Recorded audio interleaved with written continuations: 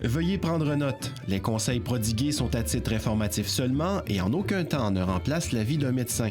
Certaines plantes peuvent interagir avec la prise de médicaments. Assurez-vous de consulter un professionnel et de bien vous informer.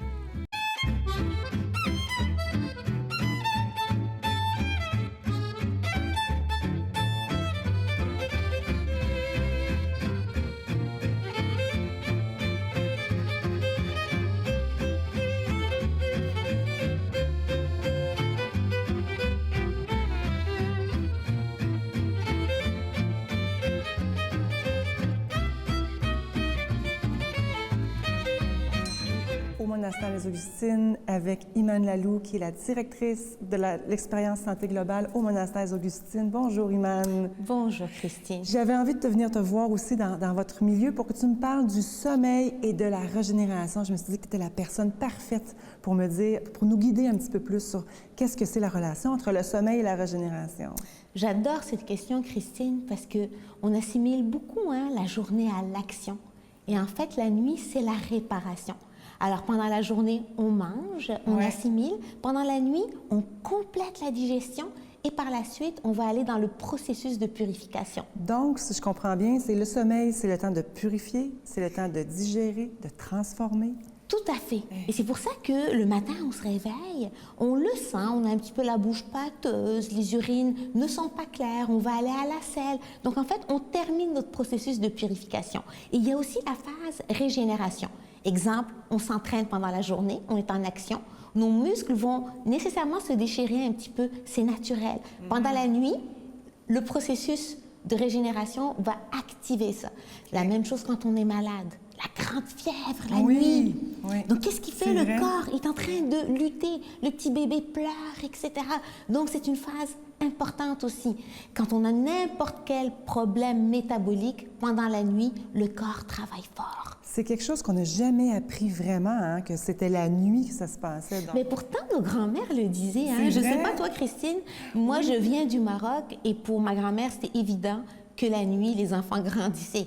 Laisse-le dormir, ma petite fille. J'entendais ma grand-mère dire ça. Il va grandir pendant la nuit. Quand on a une blessure, un bras cassé, etc., on compte beaucoup sur la nuit.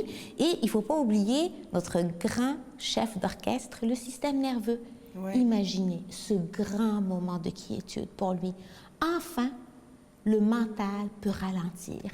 Ça, c'est important parce que notre mental influence notre état de bien-être. On en parle Bien beaucoup. sûr, parce que nos pensées, cette volubilité, tout le temps, les autoroutes, moi j'appelle ça un peu comme des autoroutes trop encombrées. Ce moment de silence vient mettre vraiment une pause à l'intérieur aussi de notre créativité. Parce que quand on est trop encombré, on ne peut plus créer. Et il ne faut pas oublier aussi que ce moment-là est important pour faire le tri. Les psychologues vont en parler beaucoup, l'inconscient, le conscient, qu'est-ce qui se passe. On travaille beaucoup à ce niveau-là. Les rêves qui influencent. Bien sûr, parce que nos rêves, Nicole Gratton pourrait en parler, sont très, très importants parce que la première phase est réparatrice au niveau du corps et la deuxième est beaucoup, je dirais, initiatrice aussi d'un éveil au niveau de la conscience. À partir de 3h, 4h du matin, on va faire des rêves qui ont rapport peut-être à notre passé ou ce que j'ai vécu aujourd'hui, peu importe. Mais on dépose en fait des gestes. On a aussi parfois des messages si on est à l'écoute puis on s'en souvient.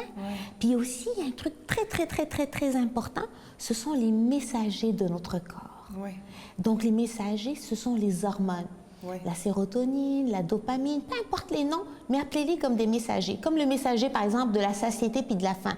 Vous dormez mal, attendez-vous pas à avoir une journée top, waouh, ni au niveau de l'énergie, ni au niveau de la satiété. Exactement. Alors, c'est pour ça que tu as bâti au monastère des Augustines un forfait ou une place vraiment privilégiée pour le sommeil et la régénérescence. Est-ce que tu veux m'en parler un petit peu? Tout à fait. Nous avons en fait créé un forfait, je crois, qui est novateur.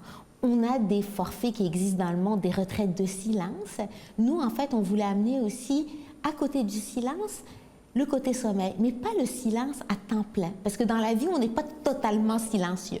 C'est d'apprendre dans la journée à marquer des pauses silencieuses, des siestes, des moments d'arrêt, des moments d'écoute, et aussi créer un forfait qui va amener les gens à vivre une journée qui est de plus en plus douce et relaxante et aussi une nuit réparatrice et régénératrice. Wow, ça donne le goût. Et on peut venir à 5-7 jours, là. Absolument. C'est vraiment des vacances sensationnelles pour le corps, l'âme et l'esprit. Exactement ce que les Augustines portaient dans leur cœur. Merci, Imane. Merci d'avoir pris le temps. Merci à toi, merci à vous. Merci.